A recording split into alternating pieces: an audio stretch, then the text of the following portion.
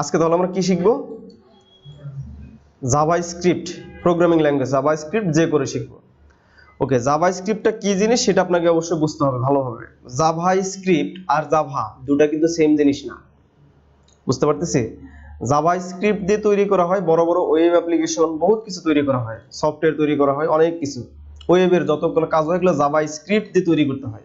আর এই যে ডেস্কটপে যে ফোল্ডারগুলো দেখতেছেন, যে এখানকার যে ফাইলগুলো, সফটওয়্যারগুলো, এগুলোও তৈরি হয় কি দিয়ে?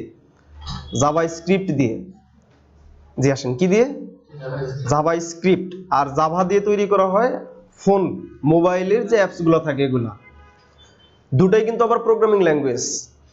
জাভাস্ক্রিপ্ট এন্ড জাভা দুটাই কিন্তু প্রোগ্রামিং ল্যাঙ্গুয়েজ, কিন্তু ইউজের দিক থেকে জাভাস্ক্রিপ্ট হচ্ছে ওয়েবের জন্য বেশি ইউজ হয়, আর ডেস্কটপ সফটওয়্যারের জন্য জাভাস্ক্রিপ্ট, আর ওয়েব হচ্ছে আপনার ফোনে যত অ্যাপস অনেক কিছু এগুলা ইউজ হয়।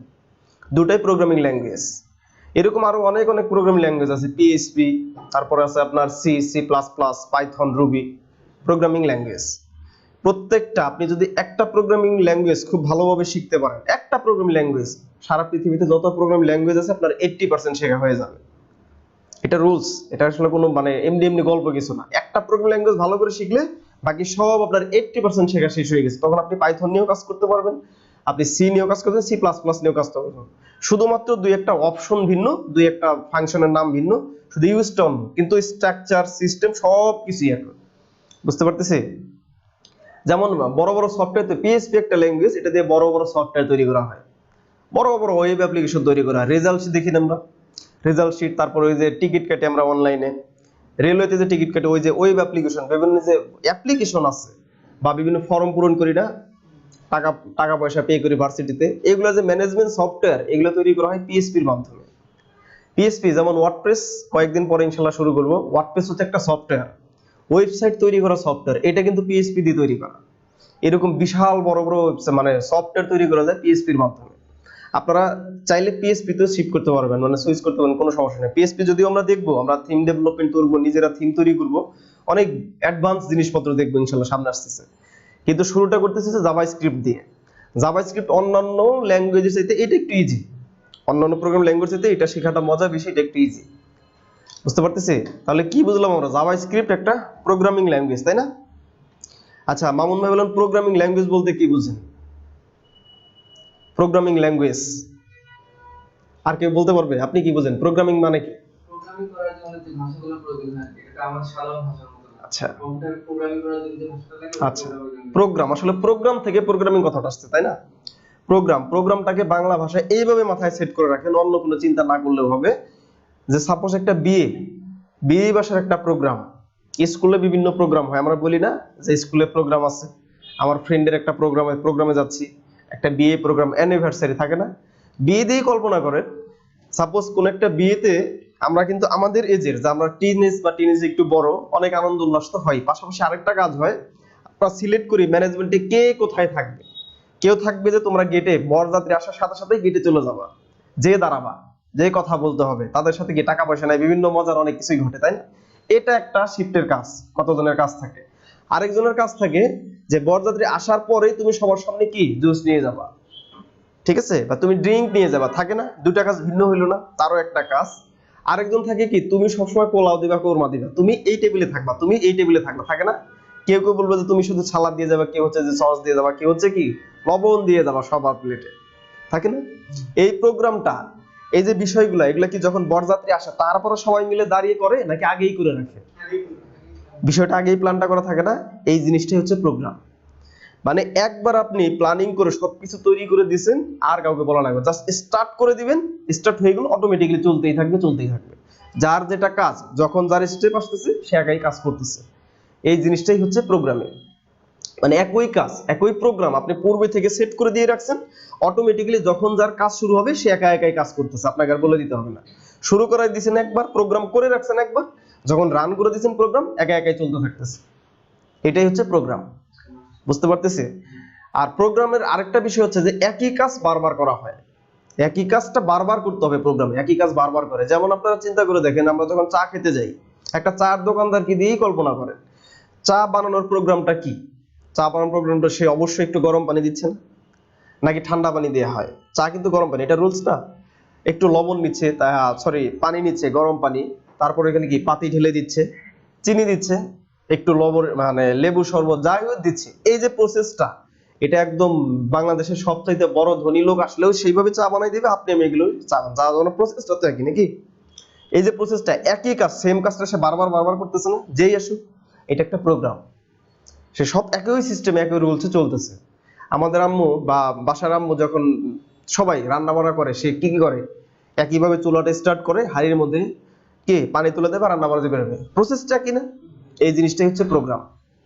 হ্যাঁ জি আসেন, একই কাজ বারবার করা। একবার স্টার্ট করে দিচ্ছেন, একবার আপনি প্রোগ্রাম তৈরি করতেছেন, এখন যে কেউ ইউজ করতে পারে, যে কেউ প্রোগ্রামটা চালাইতে পারবে। বুঝতে পারতেছি? এই হচ্ছে প্রোগ্রাম। তার মানে কি, যেটা বুঝলাম, প্রোগ্রামিং মানেই হচ্ছে একটা বিহেভিয়ারের প্রোগ্রাম, তাই না? আচ্ছা, এখন ওয়েবের ভাষায় আমরা একটু কাজ করব। চলেন, আমরা প্রতিদিন একটা করে ফাইল বানিয়ে আসতেছি জেএস। এটার ভিতরে, জেএস এর ভিতরে সব ধরনের জাভাস্ক্রিপ্ট যে করে ফাইলগুলো এখানে থাকবে। আচ্ছা, সিএসএস কতভাবে ইউজ করা যায় আপনাদের কি দেখাইছিলাম? সিএসএস কতভাবে ইউজ করা যায়, কয় ভাবে? তিন ভাবে করা যায়, দেখাইনি? একটা হচ্ছে এক্সটার্নাল সিএসএস, আরেকটা ইন্টারনাল সিএসএস, আরেকটা ইনলাইন সিএসএস। দেখাইনি এটা? দেখানো হয় নাই? কি বলে, দেখাইনি এটা? আচ্ছা তাহলে চলেন দেখে আসি। সাপোজ HTML:5 নিলাম, চলে আসলো? আসলো না? আর এটা হচ্ছে আমাদের স্টাইল। এখানে স্টাইল থেকে লিঙ্ক করাইতে হবে না? লিঙ্ক সিএসএস, এই তো লিঙ্ক হয়ে গেল, তাই না? এটা আমাকে বলেননি কেন আপনারা? আচ্ছা, তারপরে সাপোজ একটা H1 নেন, লিখুন দিস ইজ কন্টেন্ট, তাই তো? শো করবে তো নাকি? ও, এটাতেই করা হয়নি। দিস ইজ কন্টেন্ট আসছে? আচ্ছা, এই জায়গাতে, আচ্ছা ওটা থাক, আপাতত এটাই দেখবো। এখানে দিলেই তো হবে নাকি? টাইটেলে কি থাকে? সাপোজ ক্লাস দিয়ে দেন, ক্লাস 16, তাই তো? চেঞ্জ হয়ে গেল। এখন আমি যাচ্ছি লেখাটাকে কি করে ফেলবো, সাপোজ মিডিলে নিয়ে আসবো, এখানে আনি আপাতত, একটা স্কুল সবগুলো বুঝবো। তাহলে কি করতে হবে, আমাদের স্টাইল ফাইলে দিতে হবে না? একটু ভিউ থেকে লেআউটটাকে চেঞ্জ করে একটা করে নিই, কলাম করে নিলাম, এখানে থাক। সিএসএস তো আমাদের কানেক্টেড আছে, তাই না? এখন কি করতে হবে, আমরা কি করি, বডিতে সবসময় মার্জিন 0 করে দিই, তাই না? মার্জিন 0। আচ্ছা, তারপর এখন যদি এই H1 এর লেখাটা মিডিলে আনতে চাই, কি করতে হবে, আমাদের H1 কে ধরতে হবে না? এগুলো আমরা সব জানি। H1, তারপর কি লিখবো, টেক্সট লাইন সেন্টার, তাই তো? চলে আসবে তো নাকি? কাজ করে? এই যে প্রসেসটা, কাজটা করলাম, সিএসএস টা অ্যাপ্লাই করলাম, এই প্রসেসটাকে বলা হয় এক্সটার্নাল সিএসএস। কি সিএসএস? মানে এক্সট্রা, দেখেন কথাই আসতেছে এক্সট্রা, মানে এক্সট্রা ফাইল তৈরি করে যদি সিএসএস এর কোড লেখেন, সেটাকে বলা হয় কি, এক্সটার্নাল সিএসএস। HTML ফাইলের বাইরে যে ফাইলটা থাকে সেটা। জি, বুঝতে পারতেছি? এইভাবেই তো কাজ করলাম আমরা নাকি? কিন্তু এটা হচ্ছে সবসময় এই কাজটাই যদি করব, কিন্তু আরো বিভিন্ন ভাবে সিএসএস ইউজ করা যায়, আরো কয়েকভাবে। এখন আপনি এক কাজ করেন, এটাকে কেটে দেন, সব কেটে দেন, এটাও কেটে দিলাম, একদম কেটে দিয়ে এই যে লিঙ্কটা যে করছি আমরা, এই লিঙ্কটাও কেটে দিলাম। আর কোনো অস্তিত্ব থাকলো এর? সিএসএস আর পাবে? পাবে না। এখন আরেকভাবে সিএসএস ইউজ করব আমরা, এই প্রতিটা ট্যাগের ভিতরে একটা স্টাইল অ্যাট্রিবিউটের মাধ্যমেও সেম কাজটা করতে পারি। কি নিলাম? Style attribute. এটার ভিতরে এখন আপনি লিখবেন সাপোজ কালার রেড, লিখছি? এখন দেখেন কি হয়, চেঞ্জ হয়, সিএসএস ইউজ হয়। আচ্ছা, তারপর আমি চাইলে এই জায়গায় আরেকটা যদি আপনি চান যে সিএসএস ইউজ করবেন, তখন আবার স্টাইল লিখতে হবে, বিষয়টা কিন্তু তা না, অনেকে এই ভুলটা করে। আর লিখতে হবে না, একবারই লিখছি। ঠিক এইখানে আবার যেখানে যে কোলন দিয়ে সেমিকোলন দিয়ে শেষ হয়ে গেছে, এইখানে আবার আপনি দিতে পারেন হচ্ছে আপনার টেক্সট লাইন, সাপোজ টেক্সট, ও সরি, হ্যাঁ, ও আচ্ছা আচ্ছা, জি, টেক্সট লাইন সেন্টার। কাজ করবে? কাজ করে? এই যে প্রসেসটায় কাজ করলাম, আমাদের স্টাইল শীট তো নাই, এখানে কিছু আছে, লিংক করা আছে, এটাকে বলা হয় ইনলাইন সিএসএস। কি সিএসএস? ইনলাইন, মানে ইনলাইন, বোঝাই যাচ্ছে যে কি হবে, লাইনের ভিতরে কাজ করা হয়, এটাকে বলা হয় ইনলাইন। এই যে এই সোনের ট্যাগটা একটা স্পেস দিয়ে স্টাইল অ্যাট্রিবিউটের ভিতরে আমি এভাবে লিখে দিচ্ছি। এখন যত খুশি আপনি সিএসএস একটা একটা স্পেস দিয়ে দিয়ে লিখতে পারেন, কিন্তু স্টাইলে একবারে লিখতে হবে। এই প্রসেসটাকে কি বলা হয়? Inline CSS. ওকে, আমরা দুটো দেখলাম, এক্সটার্নাল সিএসএস ইনলাইন সিএসএস, তাই না? এখন এইটুকু কেটে দেন, এই পর্যন্ত কেটে দেন পুরোটা। দুটা শিখলাম তো নাকি? তিন ভাবে সিএসএস ইউজ করা যায়। কয়ভাবে? তিন ভাবে। দুইটা দেখা শেষ। এখন আরেকটা প্রসেস হচ্ছে একদম হেডের ভিতরে আপনি একটা স্টাইল ট্যাগ ইউজ করবেন।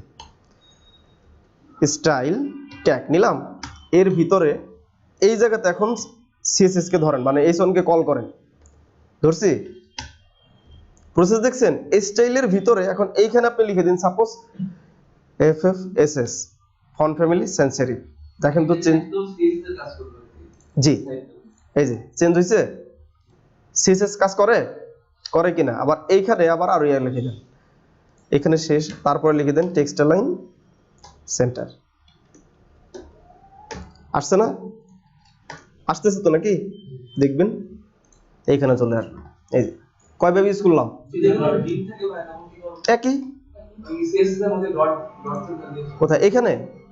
মানে যদি ক্লাস থাকে তাহলে এই যে কল করার সময় এইভাবে ডট চিহ্ন দিয়ে, হ্যাঁ ডট চিহ্ন দিয়ে তারপরে কি ধরতে হবে। এই যে আপনি করতে পারেন, সেটা সুন্দর একটা কোশ্চেন করছে উনি। সাপোজ ক্লাসের ভিতরে নিলাম বক্স, বক্সকে ধরলাম, তাই না? বক্স, এখন বক্সকে ধরুন। এই যে এই তো শেষ, থাক সমস্যা নেই। এখন এইখানে লিখতে হবে বক্স, বক্স লিখতে হবে সাপোজ উইথ 200 পিক্সেল দিলাম, height height 200 pixel, sorry 200 pixel দিলাম। একটা ব্যাকগ্রাউন্ড দেন, ব্যাকগ্রাউন্ড কালার সাপোজ রেড। কাজ করে? এই হচ্ছে অবস্থা। আর যদি এখানে আবার ইনলাইন সিরিজ ইউজ করতেন তাহলে এই যে এখানে এই জায়গাতে লিখতে হইতো, এই যে ডিবে, কোথায় একটু নিচে আসেন, ইয়া করতেছেন এখন, এই যেটা, তখন এই যে এখানে স্টাইলের মাধ্যমে এগুলো করতে হবে। ক্লিয়ার? কয়ভাবে দেখলাম? তিনভাবে। এটা হয়তো আপনাদের দেখাইছিলাম না, কিন্তু প্রবলেম নাই, সবসময় কাজ করতে হবে এইভাবে, কারণ অনেক লক্ষ লক্ষ কোড হবে এখানে লিখতে লিখতে আপনি নিজে নিজের কোড খুঁজে পাবেন না। এই ইনলাইন সবচেয়ে বেশি ইউজ হবে যখন ক্লায়েন্টের একটা রানিং সাইট আপনাকে কাজ দিয়ে প্রবলেম সলভিং এর জন্য, তখন সবচেয়ে বেশি ইউজ করতে হয় ইনলাইনটা। বুঝতে পারছি? মাঝে মাঝে তার থিম প্যানেলে ভিতরে ঢুকেও থিম কি জিনিস কি এগুলো পরে আসতেছি, তখন ওইখানে হ্যাঁ। আর সবচেয়ে পাওয়ার বেশি হচ্ছে ইনলাইনের। বুঝলাম? ক্লিয়ার না? আচ্ছা, এখন ঠিক এগুলা দেখানোর ইয়া ছিল না আজকে। শুরু করে এগুলো সব কিছু ইনলাইনে করা যাবে তো? সব কেন করা যাবে? কোন ব্যাকগ্রাউন্ড? যাতে এই সিএসএস